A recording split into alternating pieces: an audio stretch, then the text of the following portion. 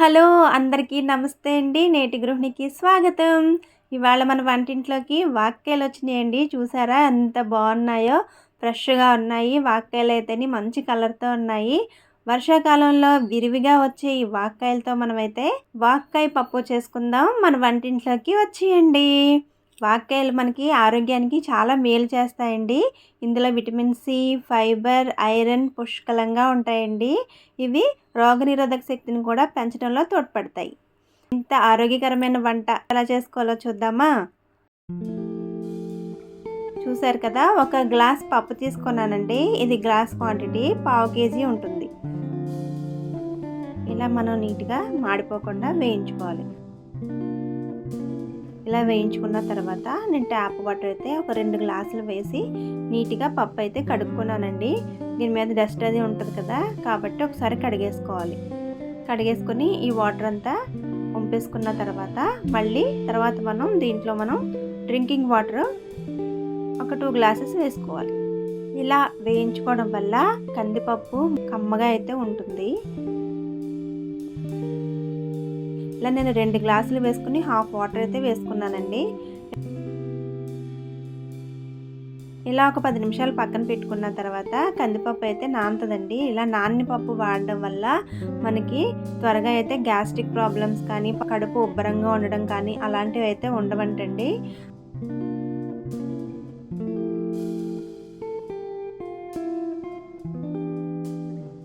ఒక 10 నిమిషాలు నానిన తర్వాత స్టవ్ ఆన్ చేసుకుని ఇలా మూత వెల్తిగా పెట్టుకుని పప్పు అయితే ఉడికించుకోవాలండి. ముందుగా మనం కడిగి శుభ్రంగా పెట్టుకున్న ఈ వాక్కాయలు అయితే ఇప్పుడు లోపల మనం పిక్క ఉంటుందండి, పిక్క తీసుకోవాలి. చూసారు కదా, ఈ వాక్కాయలు అయితే మనం లోపల సీడ్ ఉంటుంది కదండి, ఈ సీడ్ అయితే తీసేసుకోవాలి. ఇవి హైబ్రిడ్ వాక్కాయలు అంటున్నారండి. హైబ్రిడ్ దేశవాళీ అయితే గ్రీన్ కలర్లో ఉంటాయి. ఇవి హైబ్రిడ్ కాబట్టి పింక్ కలర్లో ఉన్నాయి అంటున్నారు. దేశవాళీ కాయలు అయితే గ్రీన్ అండ్ బ్లూ కాంబినేషన్ కానీ, రెడ్ కాంబినేషన్ కానీ ఉంటాయంట. ఇవేమో హైబ్రిడ్ అంటున్నారు. మీకు ఎవరికైనా తెలిస్తే కనుక వీటి గురించి కామెంట్ చేయండి. కానీ పప్పు అయితే చాలా టేస్టీగా ఉందండి. మామిడికాయ పప్పు కన్నా చాలా బాగుంది. దేని టేస్ట్ అందే కదా. పులుపు అయితే ఉంది కానీ మామిడికాయ పులుపు వేరు, మనకి వాక్కాయ పులుపు వేరు. కంపల్సరీ సీజనల్గా వచ్చేది ఫ్రూట్స్ ఏదైనా సరే తినాలండి. వాక్కాయ పప్పు కూడా ఒకసారి ట్రై చేయండి, చాలా బాగుంది. చూసారు కదా, ఇలా నీట్గా క్లీన్ చేసి పెట్టేసుకోవాలి. నేను వాక్కాయలు కట్ చేసినప్పుడు నాకు అందులో ఒక సీడ్, ఒక దాంట్లో పురుగు వచ్చిందండి. అది మీకు చూపిద్దామని పెట్టాను. నేను అసలు యాక్చువల్గా వాక్కాయలు ఎంత ఫ్రెష్గా ఉన్నాయి కదా, ఇందులో ఏమి పురుగులు ఉండవేమో, ఇలా కూడా వేసేసుకుంటారేమో అనుకున్నాను. కానీ చూస్తే నాకే ఆశ్చర్యం అనిపించింది. చూసారా అందులో ఎంత పురుగు ఉందో. ఎప్పుడైనా సరే వాక్కాయలని ఫ్రెష్గా ఉన్నాయి కదా అని కడిగేసి అయితే వండేకండి. కట్ చేసుకోవాలి, కంపల్సరీ కట్ చేసుకొని అందులో అలాంటి జంతువులు ఉంటాయి చూసుకొని వండుకోండి. చూసారా ఎంత ఉందో. నేను ఎప్పుడూ చూడలేదు, అందుకని మీకు చూపిస్తున్నాను.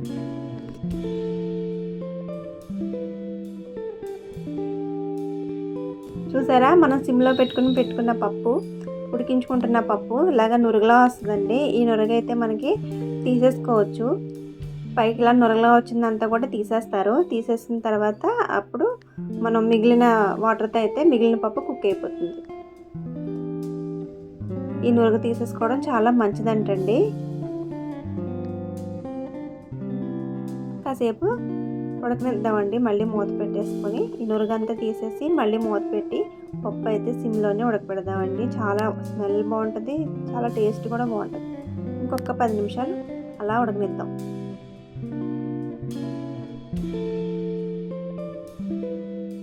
పప్పు నానిన తర్వాత వాక్కాయలు, ఉల్లిపాయలు, పచ్చిమిర్చి, ఉప్పు, కారం, పసుపు వేసేసుకొని కుక్కర్లో కూడా చేసుకోవచ్చండి. ఇది కాకపోతే మట్టి పాత్రలో కూడా చేసుకుంటే టేస్ట్ బాగుంటుందని చెప్తున్నాను. బిజీ లైఫ్ షెడ్యూల్ ఉన్న వాళ్ళైతే కుక్కర్లో కూడా చేసుకోవచ్చండి.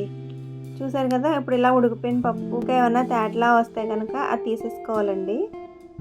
తీసి మళ్ళీ ఒకసారి మూత పెట్టాను. మూత పెట్టి ఒక 5 నిమిషాలు అలా సిమ్లోనే ఉడకబెడితే చూసారా పప్పు అంతా కూడా చక్కగా వాటర్ అంతా లాగేసుకుని కుక్ అయిపోయింది. చక్కగా పదును కూడా మనకి ఎంత కావాలో అంతే వచ్చింది. బాగా మ్యాష్ అయిపోలేదు, అలాగని బాగా కుక్ అవ్వకుండా లేదు, చక్కగా ఉడికింది. ఇప్పుడు ఇందులో మనం మళ్ళీ ఒక గ్లాస్ వాటర్ వేసుకుందామండి. ఒక గ్లాస్ వాటర్ వేసుకున్న తర్వాత ఒకసారి కలిపేసుకోవాలి. ఇలా కలిపేసుకున్న తర్వాత మనం నీట్గా తయారు చేసి పెట్టుకున్న వాక్కాయలు, పచ్చిమిర్చి, ఉల్లిపాయలు, కరివేపాకు అన్నీ కూడా పప్పులో వేసేసుకోవాలి. నేను 1 బై 1 చూపిస్తున్నానండి, మామూలుగా వేసేసుకున్నా పర్వాలేదు. ఇలా మొత్తం అన్నీ పప్పులో వేసేసుకున్న తర్వాత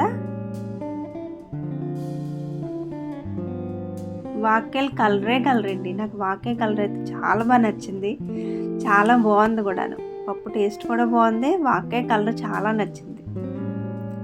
ఇలా కలిపేసుకోవాలి. ఒకసారి వేసిన తర్వాత ఇందులోకి కావాల్సిన పసుపు, కారం అండి, కొద్దిగా పసుపు వేసాను, కారం ఒక 2 స్పూన్లు వేసాను. పులుపు ఉంటుంది కదండి, పులుపుకు తగ్గ కారం వేసుకోవాలి. ఉప్పు మనకు రుచికి సరిపడినంత వేసుకుని ఒకసారి కలిపేసుకోవాలి.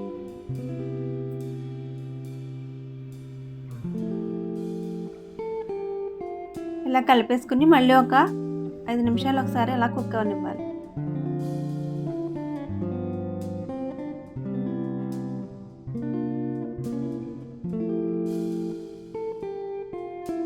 చూసారు కదండి, ఉడకైతే పట్టింది, పైకి నురుగులాగా వచ్చింది కదా. పులుపు అన్నీ వేసాం కాబట్టి అలాగే ఉంటుంది. ఇంకా ఉడకాలండి. నేనైతే చెక్ చేసుకున్నాను, అదే మళ్ళీ మీకు చూపిస్తున్నాను, కానీ ఇంకా ఉడకాలి. మళ్ళీ ఇంకొకసారి కలిపేసుకొని ఒకసారి మూత పెట్టుకుందాం. ఇంకొకసారి మూత పెట్టుకున్న తర్వాత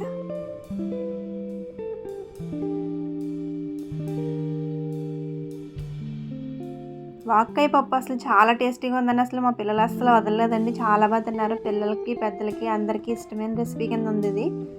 చూసారు కదా, మూత తీసిన తర్వాత వాక్కాయలు, ఉల్లిపాయలు మొత్తం అన్నీ కూడా కుక్ అయిపోయినాయి. మనకి వాక్కాయ రెసిపీ అనేది పుల్కాలోకి, చపాతీలోకి, రైస్లోకి అన్నిటిలోకి బాగుంటుందండి.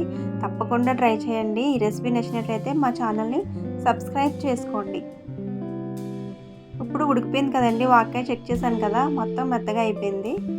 ఇప్పుడు ఇలా ఉడికిపోయిన తర్వాత మనం స్టవ్ ఆఫ్ చేసేసుకుందాం. నేను స్టవ్ ఆఫ్ చేసినా కుక్ అవుతానే ఉంటుందండి ఇది. స్టవ్ ఆఫ్ చేసేసుకున్నాను.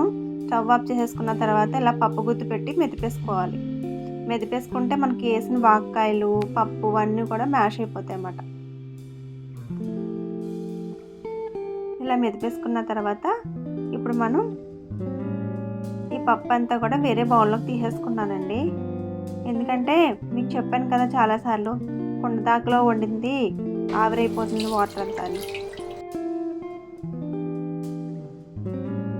ఆ తర్వాత మనకి ఇందులో పప్పు అలా వండిపోతుంది. వాటర్ కూడా మనకి పప్పులో కొంచెం పడతాయండి, కొంచెం లిక్విడ్గా ఉంటుంది.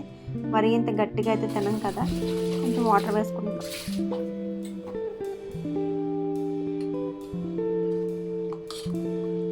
ఇలా కొద్దిగా వాటర్ వేసుకొని చక్కగా కలిపేసుకోవాలి. ఇప్పుడు దీనికి మనం పోపు అయితే పెట్టుకుందామండి. ఈ టైంలో ఒకసారి ఉప్పు చూసుకోండి. ఉప్పు ఏమన్నా పడితే కనుక ఒకసారి మీరు చూసుకొని అడ్జస్ట్ చేసుకోండి. కొంచెం అయితే పడిందండి సాల్ట్, నాకు కొద్దిగా సాల్ట్ వేసుకున్నాను. అంటే కూరలో ఒకసారి వేసేచ్చు కదా, మీరు 2 సార్లు వేస్తున్నారు ఏంటంటే, ఉజ్జాయింపుని అయితే అందరూ వేసేస్తారండి. కాకపోతే వంటలు చేయడం స్టార్ట్ చేసిన వాళ్ళకి కూడా కొంచెం ఎక్కువ తక్కువలు అవుతాయి కదా, అలా వాళ్ళు కూడా అడ్జస్ట్ చేసుకుని వేసుకుంటారని చెప్పి నేను అలా వేస్తాను. ఇప్పుడు మనం మళ్ళీ స్టవ్ వెలిగించుకుని మూకుడు పెట్టుకుందామండి పోపుకి తిరగమూత పెట్టుకోవడానికి. దీనికి కావాల్సిన ఆవాలు, మెంతులు, సోంపు, ఎండుమిర్చి, కరివేపాకు, వెల్లుల్లి. ఎండుమిర్చి ఒక 4 తీసుకున్నానండి, వెల్లుల్లి ఒక 8 రెబ్బలు తీసుకున్నాను. వాటిని కచ్చాపచ్చాగా ఇలా దంచుకోవాలి. వెల్లుల్లిపాయలు అయితే కొంచెం కచ్చాపచ్చాగా అలా చెదగొట్టుకోవాలి. చెదగొట్టుకున్న తర్వాత వెల్లుల్లిపాయలు చూసారా, స్మెల్ అనేది కొంచెం బాగుంటుందండి, అందుకని అలా చెదగొట్టాను. పేలవ కూడాను.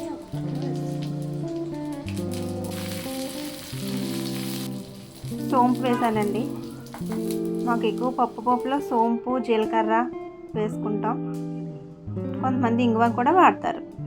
మీ దగ్గర ఇంగువ ఉంటే ఇంగువ కూడా వేసుకోవచ్చు. పోపు అంతా వేగిపోయిన తర్వాత అప్పుడు ఈ పప్పులోకి తిరగమాత వేసేసుకోవాలి. చూసారా ఎంత కలర్ఫుల్గా ఉందో. అంతేనండి, చాలా ఈజీ వాక్కాయ పప్పు. ఇది మీరు కుక్కర్లో కూడా చేసుకోవచ్చు. చాలా టేస్టీగా ఉందండి, కంపల్సరీ ట్రై చేయండి. చేసి ఎలా ఉందో మాకు కామెంట్ పెట్టండి. మా వంట మీకు నచ్చినట్లయితే మా ఛానల్ని లైక్ చేయండి, షేర్ చేయండి, సబ్స్క్రైబ్ చేయడం మర్చిపోకండి. మళ్ళీ కొత్త వంటకంతో వస్తుంది మీ నేటి గృహిణి. బాయ్ అండి.